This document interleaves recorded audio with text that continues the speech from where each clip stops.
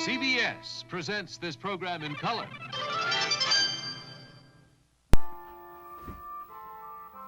Back again with the epic masterpiece, Super Castlevania 4. I was about to say the highly acclaimed, but, well, I'm just kind of thinking about if they even really had Game Awards back when this came out. I'm trying to think when the idea of the Game of the Year award was first acted upon. Just like I can get on the stage. Because the controls in this game are fantastic.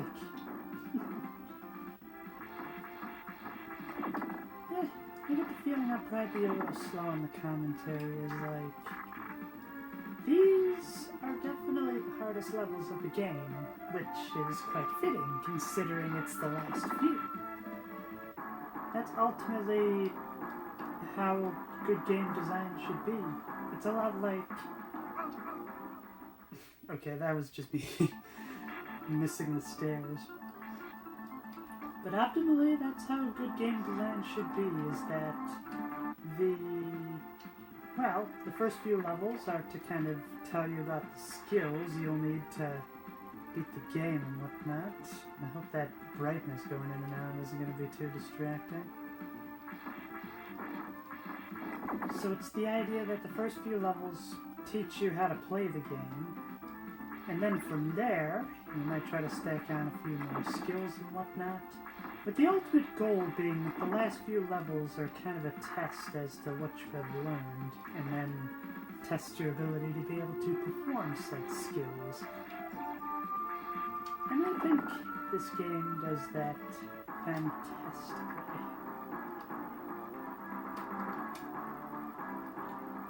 At least, well, I will admit the crouching ability doesn't really come up. I guess there are like a few little one-off abilities that don't really come up with like the final levels or the final boss or anything. I guess I'll just overlook it for the sake of finding this game a lot of fun.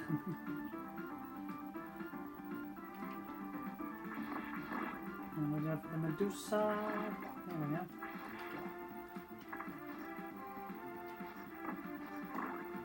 I figure it's just easier rather than having to watch out for the bones on the other side. Now, this is always the thing that I found curious, is like these big gears. Sometimes there'll be a smaller gear inside it, and then other times there won't be. So I'm wondering which is the glitched version and which is the way it's supposed to be. Or perhaps the idea that rusted wheel inside the giant gear is indicative of something like, I don't know, you got this far without dying too often or something. There we go. So this is always the trick, you go up and then down. And then with this one, I think all you just have to do is just go up and then you're good. And watch out for the pattern of the teeth, otherwise you'll just fall right off.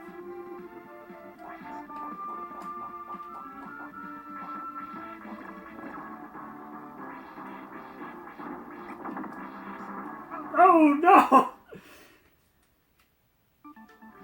It was one of those things where I'm just like, I better be careful, otherwise that might happen, and sure enough, it did.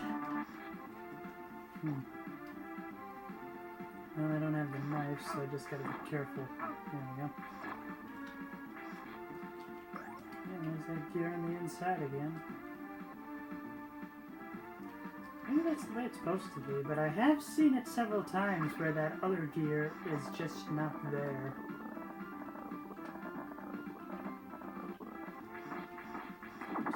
Say, I hope that guy doesn't knock me off the platform.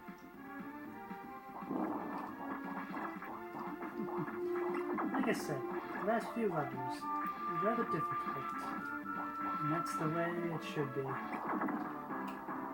It's the final test. Did you pass, or do you fail? And unlike school, you don't have to worry about a bad grade like that messing up a lot of different things further on down the road. It's just like, oh well, you just try again. Sounds like the idea of reincarnation. Well, I probably get spiritual here.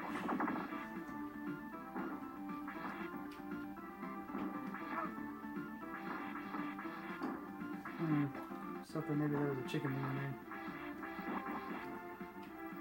Okay, let's see if I remember the pattern right. Maybe this is the chicken wing. Give me the chicken wing! Wait for it to come around.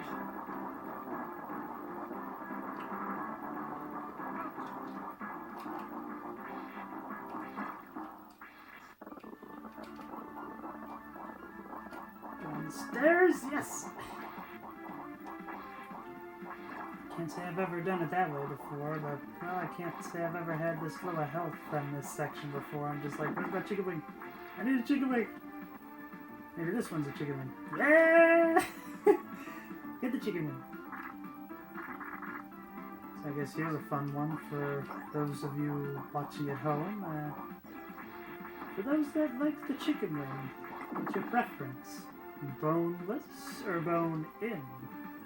And what is your favorite flavor? Perhaps you like the classic mild, or perhaps the humble buffalo wing. Or one thing I've been seeing a lot of as of late is what's known as an everything wing. So it's a lot like an everything bagel. They just put, well, everything that the place has on the wing. And in saying this, I'm just reminded of this great sketch somebody did where the guy was just like, he was talking about how they invented everything bagels. It's just like, alright, we got poppy seed, we got cream cheese, we got all this other stuff. What are we going to do next? It's just like, everything. What? Go into the back and find everything you can put on a bagel and just give them everything.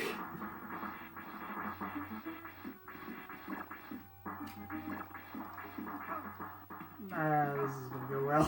Dang it. Hey! Oh. So I'm just gonna have my wits about me, aren't I? Not even any weapons. Well, maybe I'll get lucky.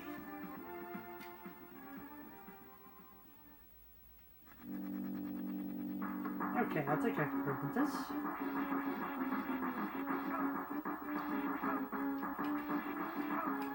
No!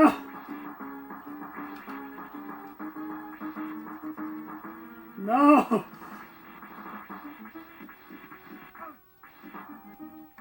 Yeah, I don't think I am going to be able to work with this too well.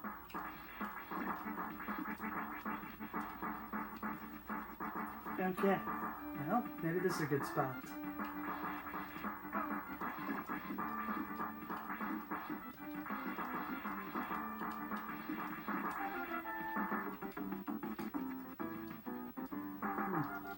It's kind of weird. I've never seen the bandages move like this before.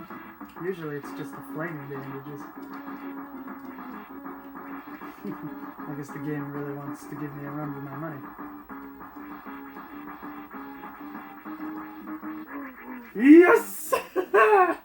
Woo! Oh, that was close. Yeah!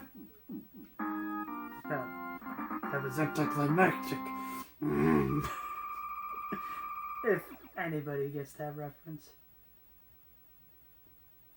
Didn't have a whole lot of time there. I do wonder what this tune is supposed to be.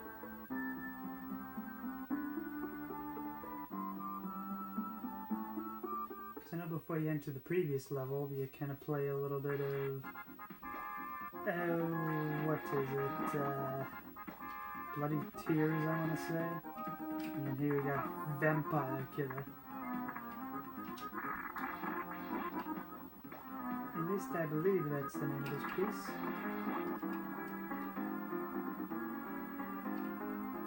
the thing I find so crazy is just how they give all these names to these pieces, but I'm just like, oh, well, that's the theme from Castlevania 1, too. Yeah, like, I want to try to get the hearts, but every time I do, the bats get me. So, I figure I'll just run for it.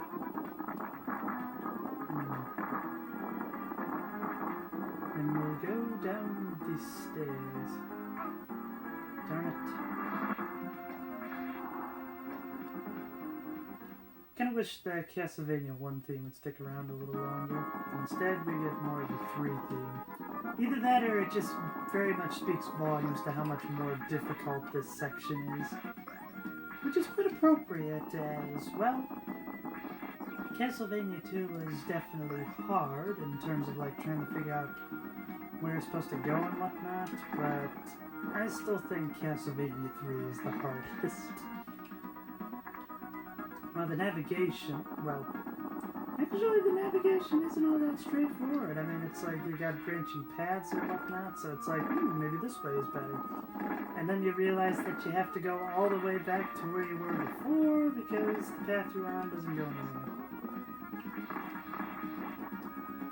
Gonna get rid of them golems. There we go. Okay, in this part I feel like just gonna get lucky on. Don't touch the spikes because that's just the way it is in this game. You touch the spike or even you just barely nick it, you just die instantly. Oh, there we go.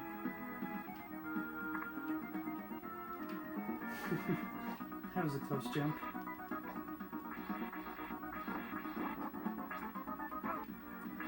I could throw things too, you know. Thankfully the health doesn't matter so much in this area, as it's really more about the platforming challenges.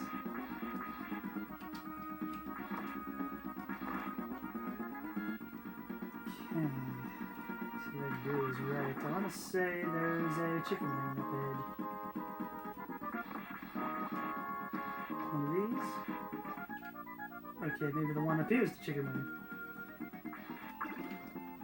Alright, not that it's gonna do me any good, because, like, if you don't get the timing right, or, to be more accurate, if you're not lucky enough, you just die instantly.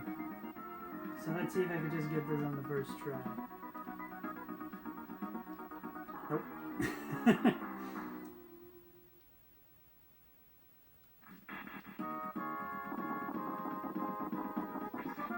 Much like that little bridge leading to Frankenstein in that earlier level, it's this is just one of those things where like I play it every year and there's just not really much of a pattern I've been able to find with those blocks going up and upward, up and outward, up and out. Yeah. Oh no, stay away! I'm moving quickly!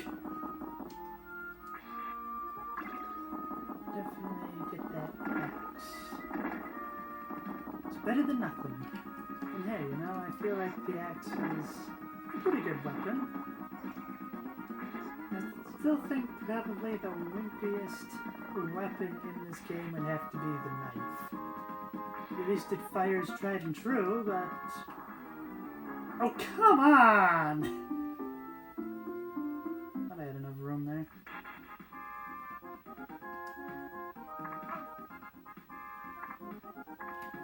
I guess you could call this like the speedrunner's way of doing it. But that's just the way those headless people are, is it's just easier to do it this way.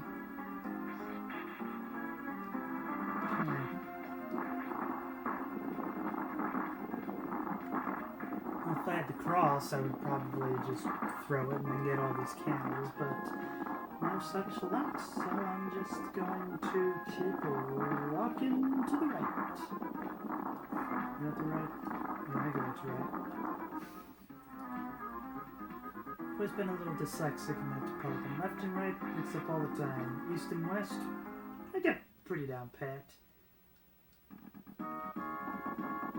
And like to think maybe I'm getting a little better, but it gets difficult if ever I'm driving somewhere because of... Well, let me phrase that a little differently. It's like if I'm driving somewhere and the person in the passenger seat is giving me the instructions. Well, there's been a few times where it's just like, alright, and then take a left here. No, left. Yes, that's the right. Oh, then just... No.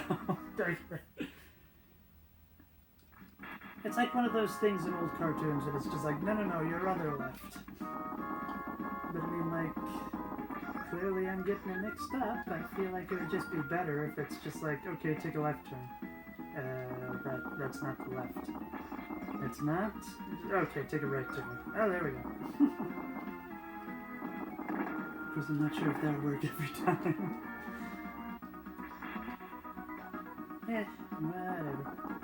Thankfully it doesn't come up too often on a daily basis.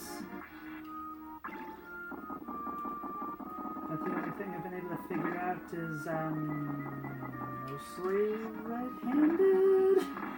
I don't know, I've kind of gotten to a point where I use both hands pretty commonly that, well, I kind of switch off in all honesty. Although I can't write very well with my left hand, but hey, it is at least legible, so I guess that's a good thing. I've always been under the impression that if you want to be ambidextrous, it's more about a muscle memory than anything else. I mean, like, the main reason we choose one hand over the other to write with is, well, because that's the way we've been trained to do it. In fact, there's been a lot of stories about people that were, like, meant to be left-handed, but, well, they were forced to be right-handed because of, like, schools and whatnot. So I say it's very much like a muscle memory. So if you want to be ambidextrous in terms of, like, writing, then just write with your non-dominant hand every so often. Whoa! Let's go for it. Ah! Yes! And I get the chicken wing. Got a few hearts along the way. And this is where the real battle begins. I would much rather have the cross with this guy. I'm not going to be cross about it.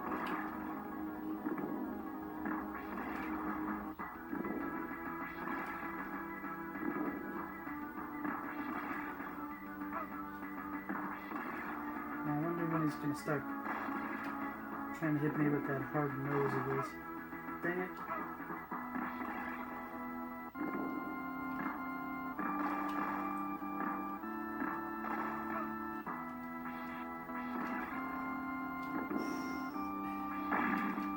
Okay, now he's gonna start nosing me. Well, I've only got one hit. I don't think this is gonna go very well.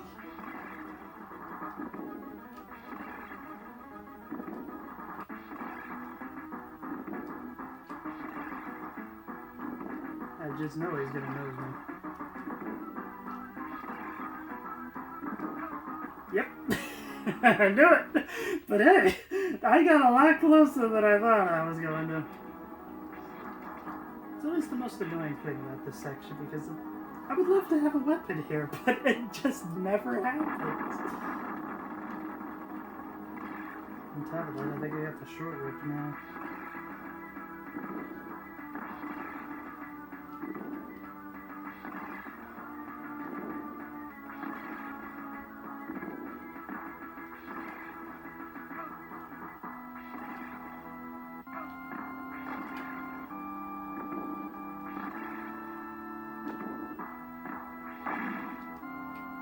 Alright, here we go.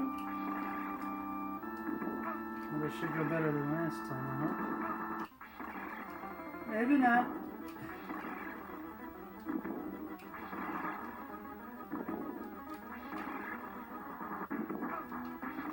Oh, come on!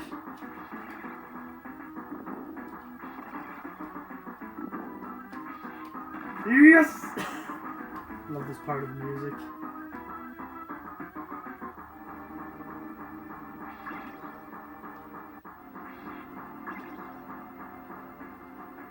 It's one of those things where you have to figure out if they play that part of the music just after you beat the boss, or if somehow they just timed it in such a way that it would happen that way. Best thing about Super Castlevania 4 is the gargoyle.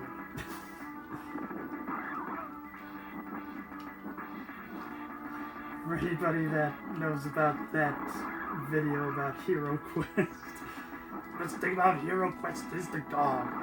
You can't even tell what this is. Which, yeah, how would you love to play a game of D&D with that guy?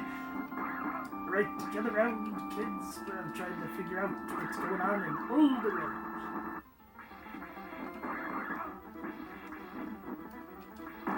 Yes!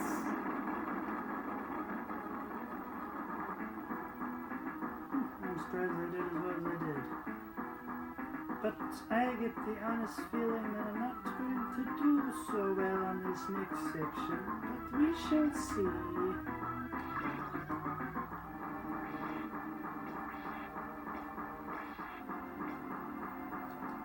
Alright, gonna try to impersonate one of the famous tree houses of horror where Homer killed death.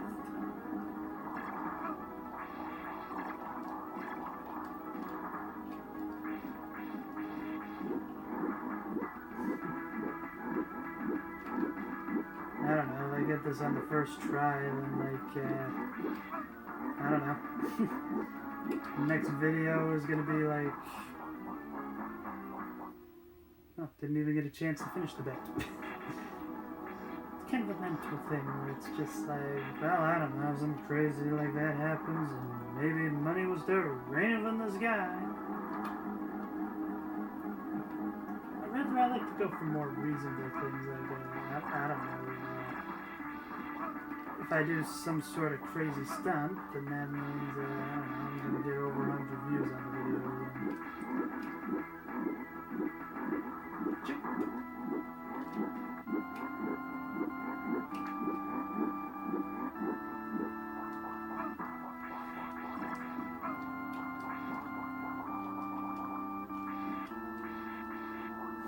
Whenever he does that swoop upward, I'm just like, that looks so much like a metal cover. Either that or maybe it was like based off of some of the works of Frank Frazzetti. I don't know. It seems like something that would kind of have his stamp on it. Come on! I'm just only a little bit away. Yes! Now on to the real challenge.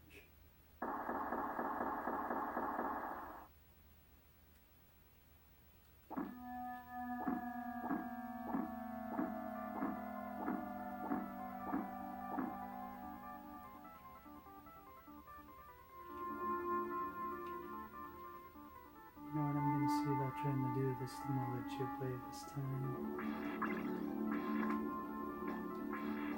What is a weapon of some kind? Very good.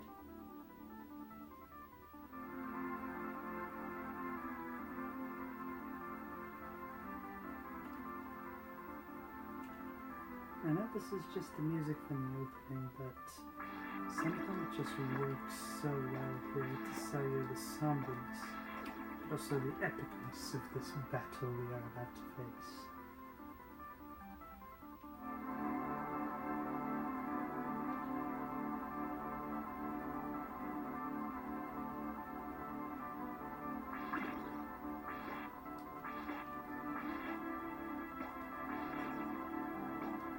This is how to do it. Right. Let's see what happens.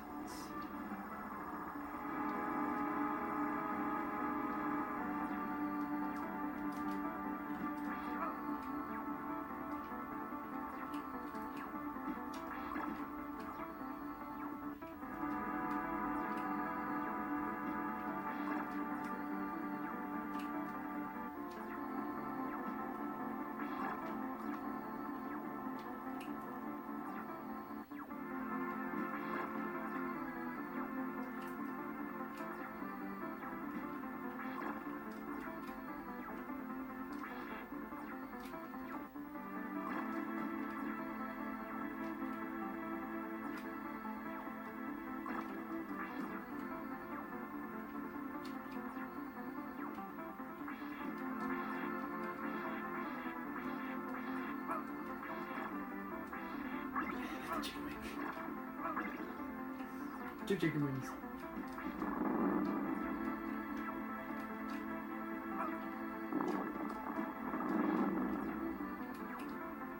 The fire.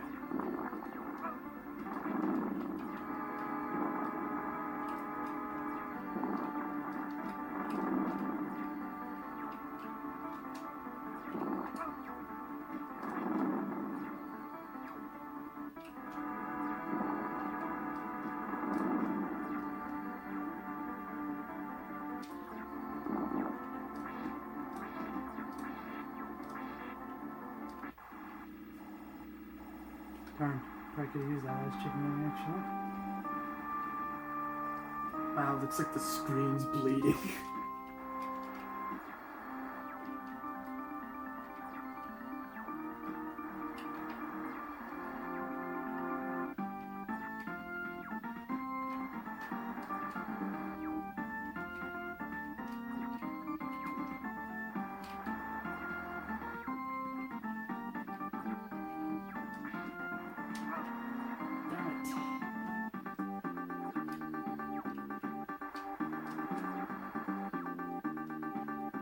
Feels like the most legitimate I've ever played this boss. I think I could do it just one more hit.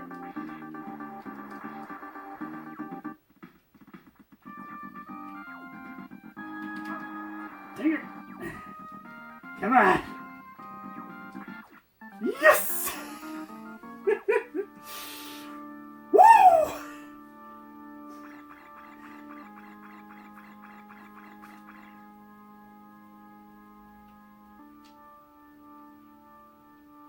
Gonna get down on your level. Squash the scum.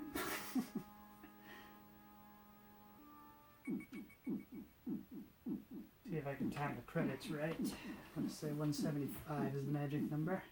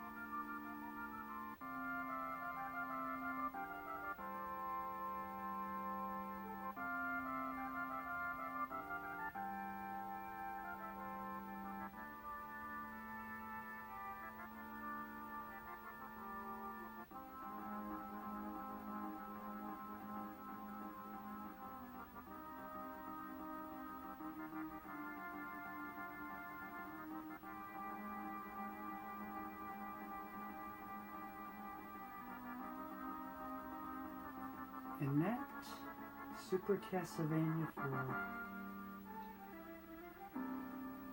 It's a bit of a shame that, in my opinion, as well as probably a lot of other classic Castlevania fans, this is as good as it got. It's all downhill from here. But at least it has existed in the first place. But the only true way to experience Super Castlevania 4 is with more Super Castlevania 4. Yeah. Well, it seemed like this episode was going to be a little lopsided, so I might as well show you the challenge mode, the second loop if you prefer. Much like with the first Castlevania, if you go at it again, it'll be a bit more challenging this time. Or at least it's supposed to be.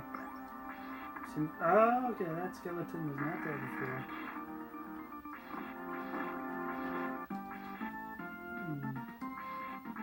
I don't intend to play the whole game through again. I just wanted to show you what the challenge mode looked like.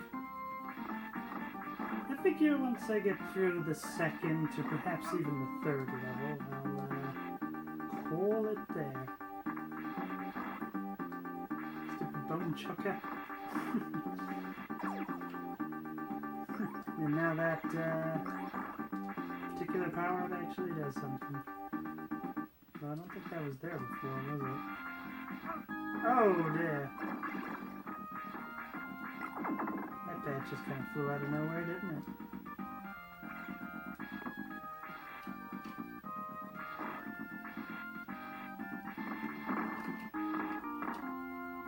No, go away, X!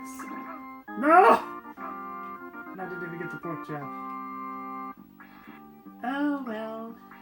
Let's keep going.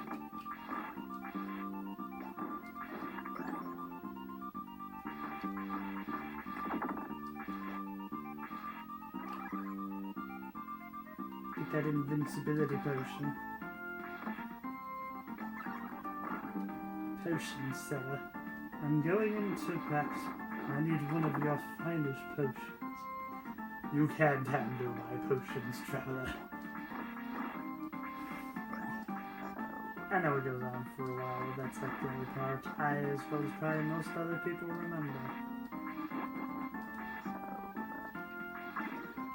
There's my chicken wing, yeah! You didn't get me this time. Not this time. I was about to say, not today, but it already got me, so of course it is today. And if anybody knows what that's a reference to, could you let me know? I mean, I just say, not today, so many times like that. Like, I don't know if it's from anything.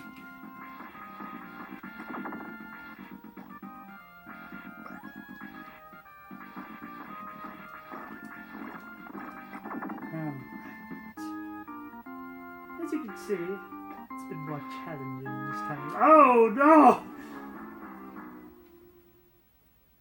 Well, I wasn't expecting that.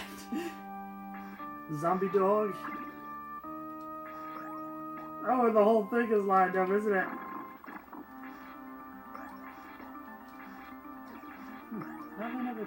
Well, I just always assumed it was the end of the game. I just remember one time trying it by accident, and well, I just saw that there was like more bats. I figured it was like the first Castlevania game where you could go for the second loop. But no, it's like a completely different design. It's quite fascinating. I like it. It's almost like experiencing it for the first time all over again. Almost. Like the horse head.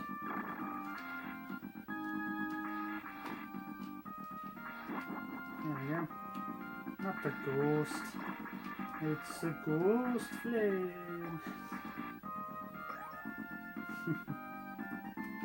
Like I said that with the same inflection is, look Patrick, a real life ghost mop. And I got this hat.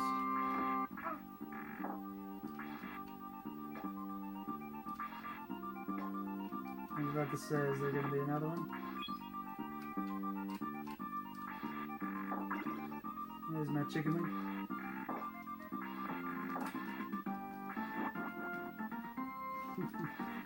Yeah, I like it. There's a little something different this time around. Makes it feel worth it.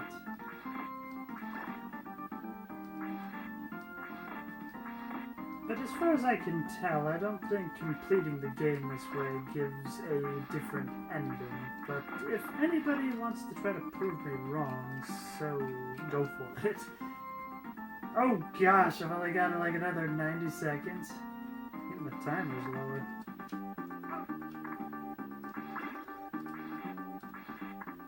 Have I got enough time to defeat this guy?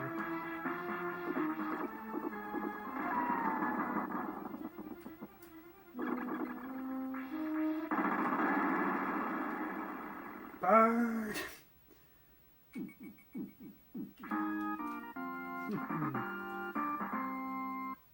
Well, let's see what the second level has in store. This makes me curious, you see. Besides, I do love the music of the second level.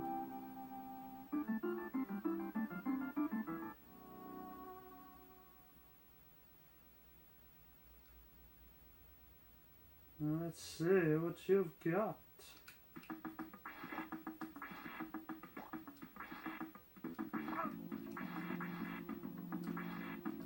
So far things are looking the same. Kinda wanted to keep that whole... Oh no! The crows! Or maybe it's a raven. Corvid supremacy, I guess. No! No! Let me go!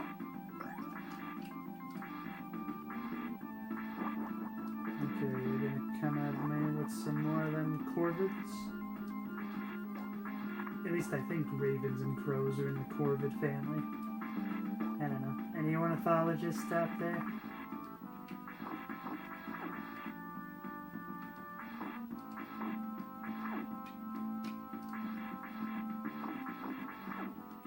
Yeah. This guy's just stuck, isn't he?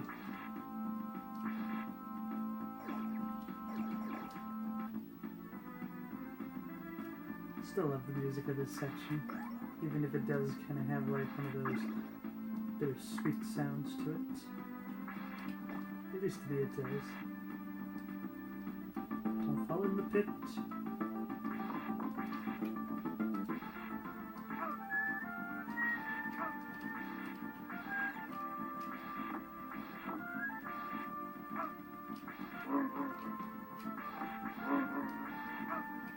Oh, the zombies are coming up fast.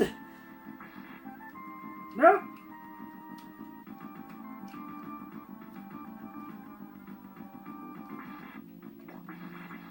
No, like even the music was kind of not sure what to do. But you also take more damage as well, at least as far as I can tell.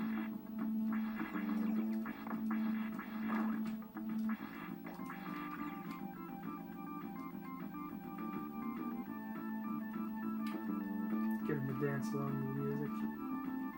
Watch out for the tiny frog!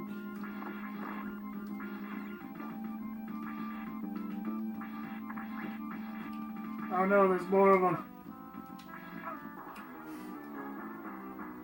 Ah, frog, dang it! I might have been watching too much Amphibia as of late. What can I say? There was a lot of people that were just like, oh, Gravity Falls, this is like the best thing to happen to network television or Disney for a while, but I'm like...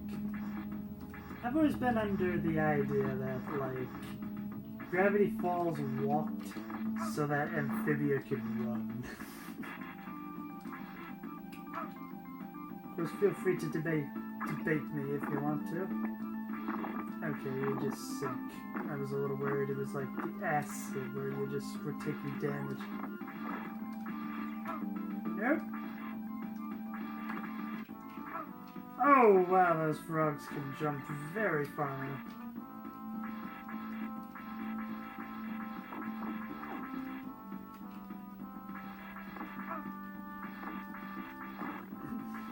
Give me the pork chop. I'm hungry.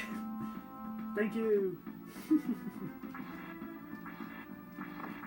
I think James Rolfe said it best, but like, let's be honest. If you could just whip the wall and there was fully cooked pork chop or whatever that meat is supposed to be in there, like, I'd eat it.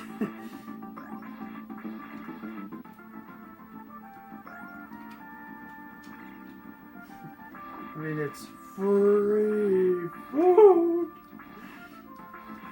It's really something you gotta get proper breath control to do properly. Free food. Yeah, I could definitely say. I think probably one of the hardest things to do in voice acting has gotta be screaming. Ah! It's supposed to ah!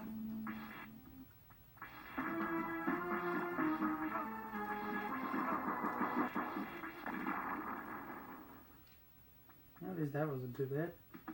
Get God! Gotta watch out for the hand of fate. Watch out for Manos. Or because I was talking about Digimon last part, it's watch out for Angemon. Hand of fate.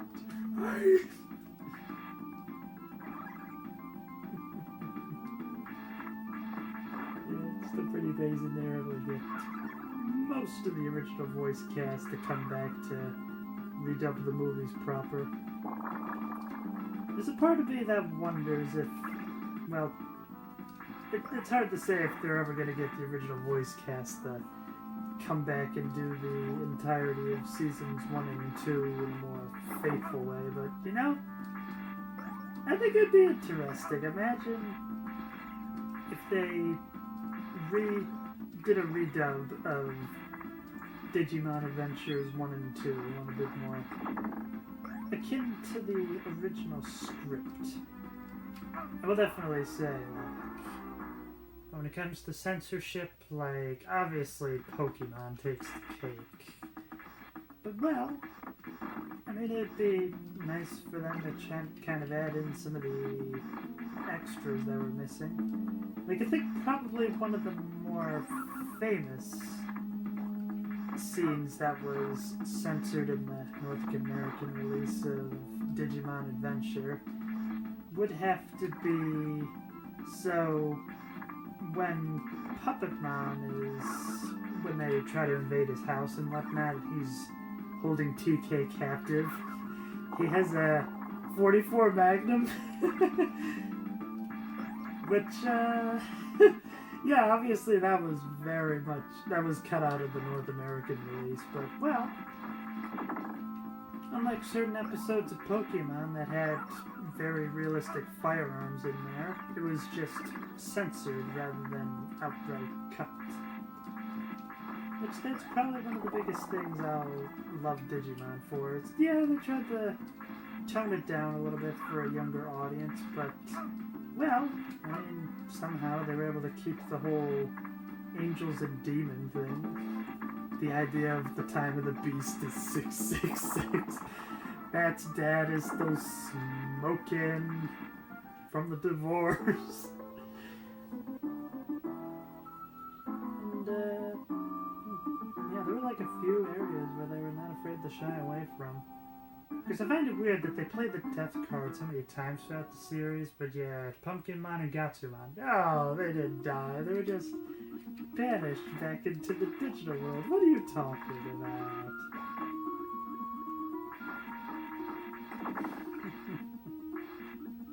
I'm trying to think about what other famous censorship sections there were. Well, as they're trying to get home, Matt is thinking about trying to hitchhike, which, I mean, they do show part of that in the North American release, but they don't show the idea that there's a prostitute that pulls up, and she's just like, look, you are way too young for me. And he's just like, I just want to ride. And that's what they all say. And I guess when it came to Sora's cousin Dwayne, he He wasn't Sora's cousin in the original. It was just some random guy that wanted to help them out. Which kind of makes it a little creepy, because I'm wondering why Mimi was the one that was sitting in the front seat. I think that's about all I can think of in terms of censorship. I do know from basically the second half of Season 3 onward, I think they kept just about everything as close to the original. At least as far as I know. I mean, it could be entirely possible that there were some deleted scenes from Season 3 that were somehow too harsh for North American audiences. Even though they showed some pretty harsh stuff. Like Jerry inside the D Reaper. Or, well, just kind of the idea of Impmon just going mad with power, almost having bloodlust. Just like, this is pretty intense for what a lot of people would consider a kid's show. And I think that's why Season 3 is considered objectively the best, is because, well, it goes dark, but it has something to say about its darkness. Like, I mean, I feel like there's definitely shows or pieces of media that are dark just to be dark, and I think that's what a lot of people call edgy. Well, I feel like Season 3 of Digimon Tamers, yes, it is dark, but it feels like it has something to say. Like, the darkness is kind of to emphasize a point rather than be like, ooh, look at us, we're hip. Only the teenagers can watch us. Nah, it's more about the idea of, like, I think about it like the tough love era of, like, movies from the 80s. The idea that it's like, yes, they keep it age appropriate, but they're not afraid to, like, sneak in some very serious messages or go into some very dark places. Which I think maybe that's one of the reasons why people love that era of filmmaking, the dark fantasy genre. Or, well, I'd probably think back to Don Bluth. I mean, he was always famous for saying, you could show kids anything, as long as there's a happy ending. And seeing how dark some of his movies can get, like, yeah, he definitely practiced what he preached. Once again, I feel like it was just to give the story a bit more meaning, much like how Tamers did, in all honesty. At least that's the way I look at it. I mean, I made like a whole hour and like 10-minute review of Digimon Tamers if you want to hear more of my thoughts on it. Think about these as just the broad strokes. Yeah, just like last time, 69 hearts. Alright. See how crazy this section is. Already the mer people are going crazy. 2, 3, 4. Thought it was 5 for some reason.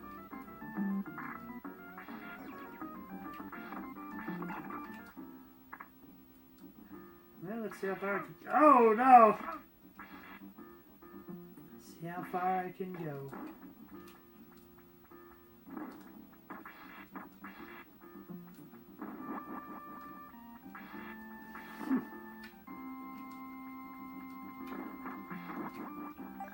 Triple shot, yes!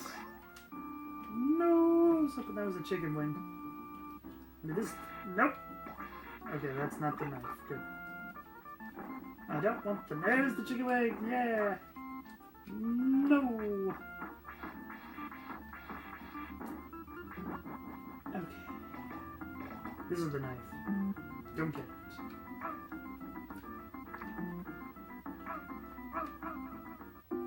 Well, that took me by surprise.